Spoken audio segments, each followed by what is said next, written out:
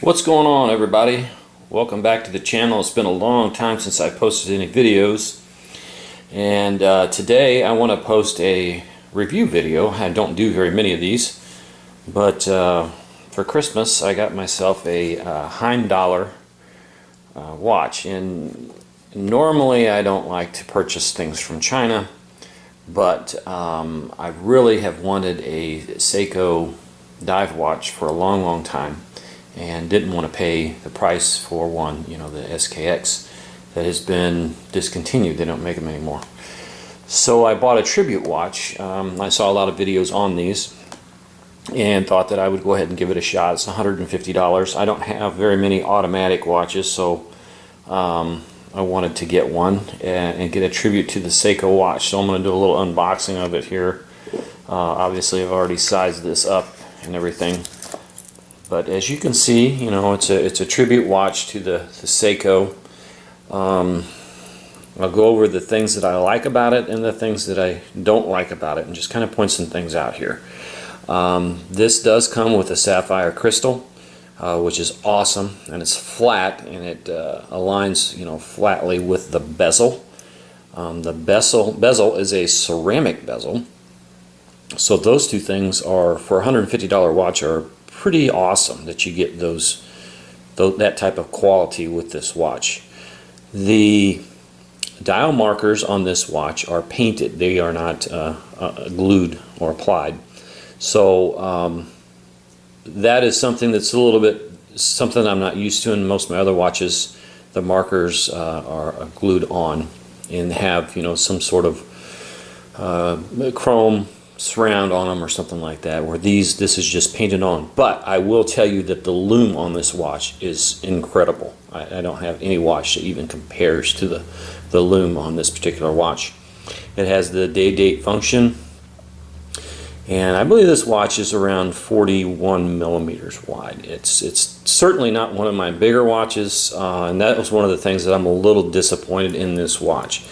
I wish that it would have been a couple millimeters wider, and then they could have made the bezel just a little bit wider, and then illuminated the 10, 20, 30, 40, and 50 marks on the bezel. That would have really made this a super value for the price. In the box, of course, you do get a sizing tool, which is great. Actually, two sizing tools.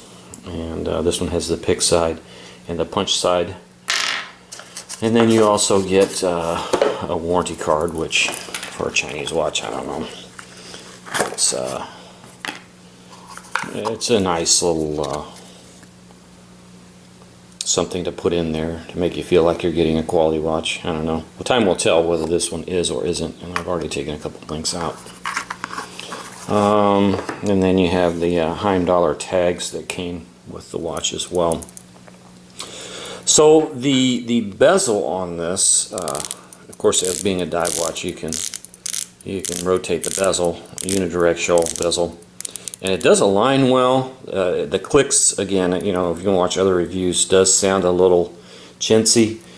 And the bezel itself, I don't know, it looks more like that it's chrome plated rather than being actually milled out of stainless steel. So those two things make this just a little chintzy, I guess. I don't know. It's not quality that you would expect on a higher dollar watch. But of course, this is a $150 watch, so you can't really fault it for that.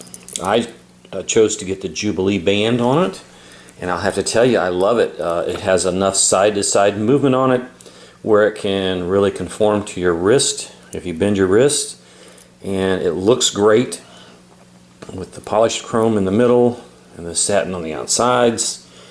So I really like the choice of bands that I chose for this.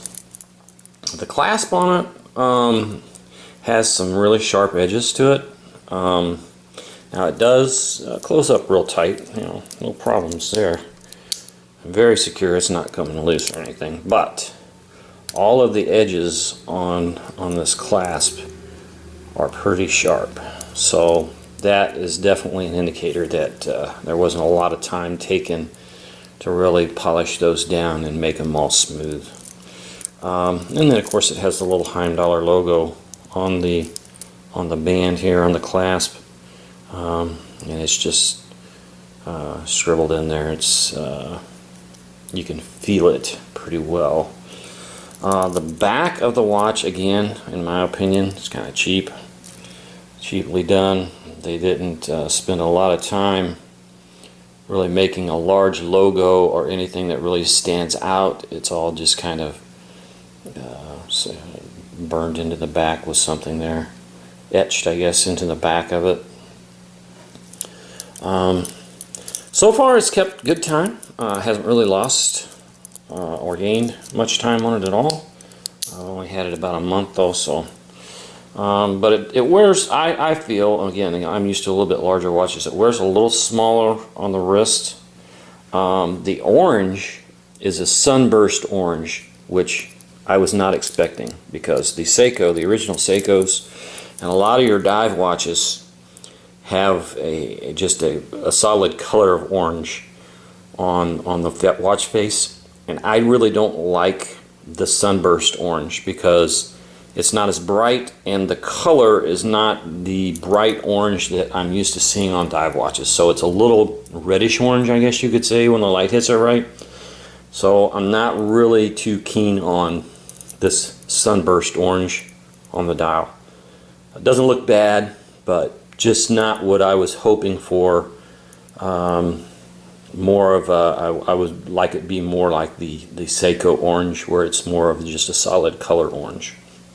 And again, I wasn't able to see this watch prior to purchasing it. If I had known that, might have made a different decision here. But again, it's not a bad watch, especially for the money that you pay for it. I like the white second hand. That really stands out. You know, it could have been red. Of course, that might have clashed a little bit with the orange, but for this color scheme, I think the white looks really, really good. And as far as being able to unscrew the crown, it is a little not as smooth as others that I have. And then also trying to set, you know, it has two clicks out. The first click is to set the date. The second is for the time, and this is a hacking watch, so it does stop when you set the time. But it's very, very difficult to find that sweet spot to change the date.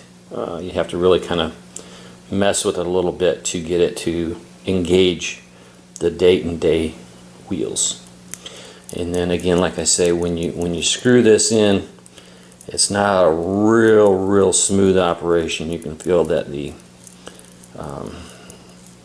machining on that wasn't the best, but it's not bad. It works. So would I say it's worth $150? Yeah, if it's something you really like. Again, this is a homage watch to the Seiko dive watch that they don't make anymore. But just to go out and say, hey, I want to buy a Heimdallr, nah, I don't know. Shipping took about 2 weeks for it to get here. It does. It's shipped by air from China. It takes about 2 weeks. So it's. I was really surprised by that. I thought that it would take a little longer. I'm glad that it went by air, because it would have by ship. It probably would have been here in 2 years. So. So if you're looking for a particular type of watch that they don't make anymore, or homage watch where you don't want to pay $2,000 or $3,000 for it, Heimdallr, it might not be a bad choice. Again, time will tell. If I have to take this in and have it adjusted adjusted to keep time again within a year, then I might say, yeah, stay away. But if it goes 4 or 5 years without having to be taken in to be serviced at all, and you would probably want to service it at that time anyway, I'll be very, very happy with my purchase. So there you go. Go get you one if this is something that you're interested in. I hope this gives you a little bit more information about the watch. And as always, take care and keep watching.